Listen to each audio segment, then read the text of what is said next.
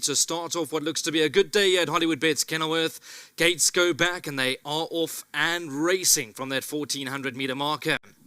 Not a bad start for them. Mystic Majesty, one of the first to respond, a bit headstrong in the early parts of the race. Cumbra Vieja is right up there with Sail the Seas. Krim also looking to settle down, no more than a length off the leader. Then we drop back to Jetta One, who's just in behind the speed. Chalice Ford, Club Blue with a black cap. Then we drop back to Townsman, travels alongside Garden Sun. They're about 6 or 7 lengths off them.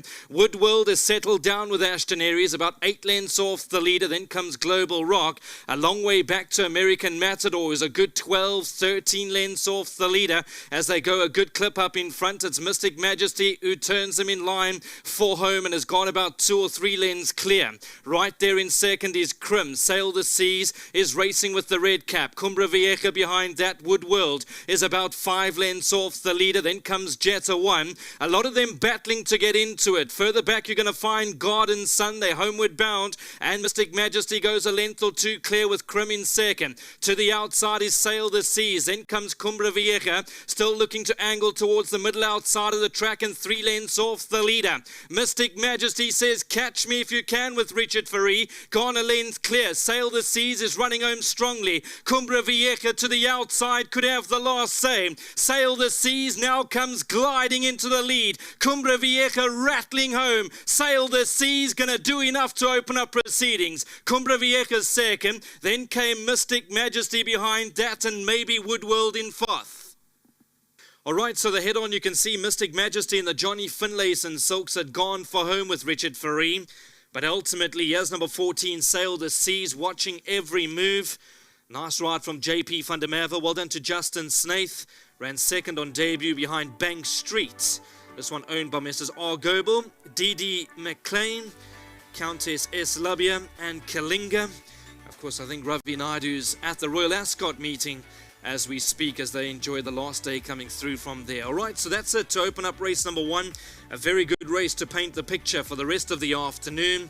A big well done to all concerned. I'll get you back to the studio. Race number 2, the start of the bipot, goes off at 12:10. And on cue, here's the winning jockey of the first race, JP van der Merwe. Come the side, Japes. The winning jockey here on the winner in the opener, Sail the Seas. JP, nice one from a deep draw. How complicated was it for you to get over? Okay, Ali, his quality never broke as well as I wanted him from a draw. It's a little bit sticky out there.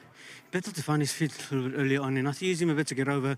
But eventually when I got him over, pricked his ears, and I knew when I turned him on, he's going to give me a nice finish. Got into the straight, a little bit hard work, looking around at everything. Even cantering down, he was ducking, diving. But the quality's there. I think he's going to just get better. What type of distance is he looking for? Oh, Ali's quality, temperament is so nice. Whatever you want to do with him, even canter days, he's a pleasure to ride. So the further the better. Obviously not there yet, but yeah, if he strengthens up, any distance will suit him really. You mentioned the track being a little bit sticky. I think with the sun, do you think it will dry out as the day goes on? Yes, before the first we galloped down the straight, and I thought the straight was nice, just a little bit sticky, but around the bend, it's a little bit more wet down the straight, and even the back stretch was a bit heavier. But yeah, I'm hoping, doesn't look like there's any rain forecasted, so hopefully we can get through today. The rest of your day, there's your index. You've got a few runs. Looks like nothing really standing out, but optimistic perhaps of booting him another one? Yes, Champion Kishes ran nice race first time out. She can improve. First Masterpiece has done nothing wrong. A little bit stronger field, but to win in 3 in a row is not going to be easy. But Gutsy little filly. I'm not sure if the sticky goings will suit her. Tough terrain, also nice horse. I just need him to relax early on and he'll finish strong. Kinky, we're hoping for better. Navy Strength, also hoping for better. Damio, I think big runner over the distance. Unfortunately, he's carrying top weight, but big runner. Thank you. Shut down. Brilliant, JP. And yours? My sponsor, Bryson Ogniers, unfortunately I can't have the cap now. They forgot to bring the cap, but Bryson Ogniers, big thank you. Doesn't miss a beat, does JP. Well done to him. Let's get to Vicky in front with the winning connections. Nice horse. Those remarks definitely deliver a lot of promise. They do indeed, but he looks the part, does Sail the Seas, the son of Vercingetrix, and lovely to see him improve first his second run.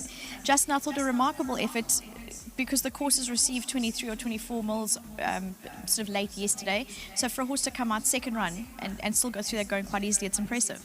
Yeah, look, Cape Racing brought 2 horses this morning to test the track out, and they were ringing here waiting for a jockey to come, and no jockeys came.